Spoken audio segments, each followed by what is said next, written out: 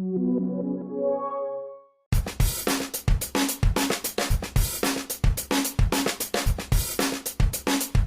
el escuchar reflexivo tiene este apellido haciendo referencia a que una escucha que tiene la posibilidad de apertura.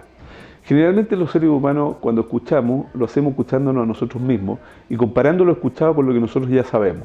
A partir de lo cual tomamos generalmente dos caminos. Uno, el camino en el cual lo que escuchamos coincide con lo que ya sabíamos, por lo tanto quedamos todos felices, nos ponemos de acuerdo, une, decimos cosas como por ejemplo, me calza lo que tú dices, me cuadra lo que tú dices. Sin embargo, el problema es cuando no coincide con lo que yo sé. Y ahí se produce un quiebre, un desajuste. No me cuadra, no me calza y por lo tanto el otro está en un error. Esta es la forma tradicional en la cual nosotros culturalmente aprendimos a escuchar.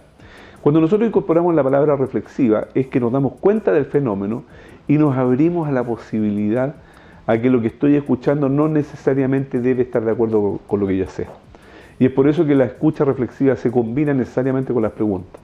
Un indicador de que una persona está realmente escuchando y no escuchándose es una persona que hace preguntas.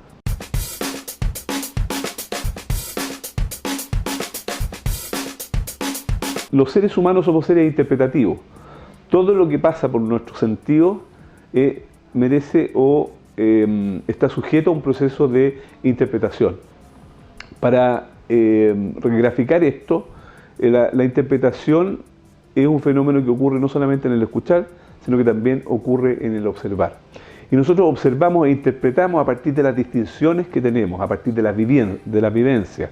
Para una persona de la Universidad de Chile tiene un significado muy distinto escuchar el himno de Colo-Colo que el himno de la Universidad de Chile. Y esto también pasa con las nacionalidades. Es decir, si yo estoy en una reunión y colocan el himno de un país que yo no conozco, no sucede nada conmigo. Sin embargo, si estoy en Francia y colocan el himno nacional, esto lo interpreto de acuerdo a mi cultura y tradiciones y tiene un resultado emotivo, digamos, en mi persona.